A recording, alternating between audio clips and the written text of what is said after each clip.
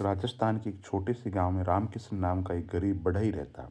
घर में दो वक्त की रोटी भी नसीब मुश्किल से होती थी। पत्नी सुशीला हर दिन एक ही चिंता रहती, ना पैसे ना काम और ऊपर से संतान का सुख भी नहीं।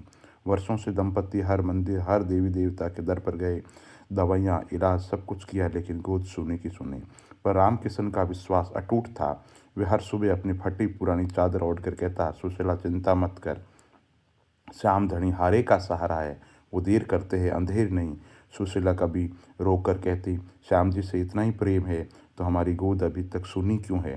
रामकिशन मुस्कुरा देता और कहता, वो जब देंगे तो पूरा संसार कहेगा, देखो श्याम बाबा ने कैसे ध्यान रखा।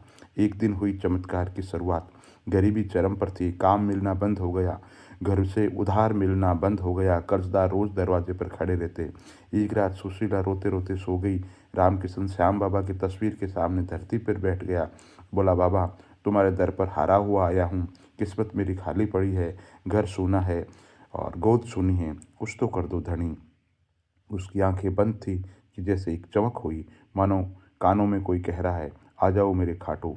सुबह उठते हुए निश्चय कर चुका था, चाहे पैदल जाना पड़े पर जाएगा जरूर। खाटू की यात्रा, जेब में पैसे नहीं पर मन में विश्वास 1000 गुना।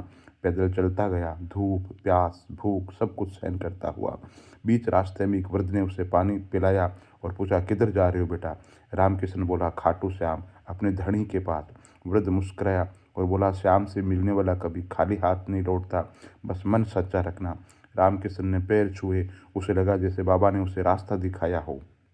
जब वे श्याम बाबा के दरबार में पहुंचा तो थकान से गिरने वाला था, पर जैसे ही उसने श्याम पुकारा, मानो शरीर में ऊर्जा भर गई।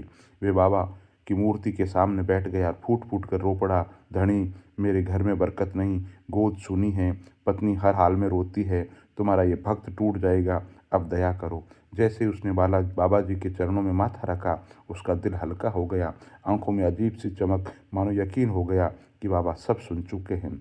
खाटू से लौटने के 4-5 दिन बाद घर में जैसे ही हल्की सी खुशियों की हवा बहने लगी, काम मिलने लगा, उधार मांगे बिना लोग पैसे देने लगे, और सबसे बड़ा चमत्कार, कुछ महीनों बाद डॉक्टर ने कहा, बधाई हो, आपकी पत्नी माँ बनने वाली है।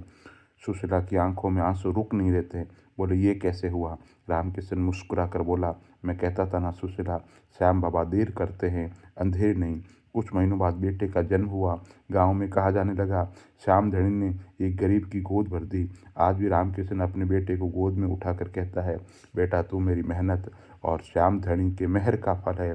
श्याम बाबा को सच्चे दिल से पुकारो और इंसान की उसकी मेहनत हिम्मत विश्वास का फल जरूर देते हैं।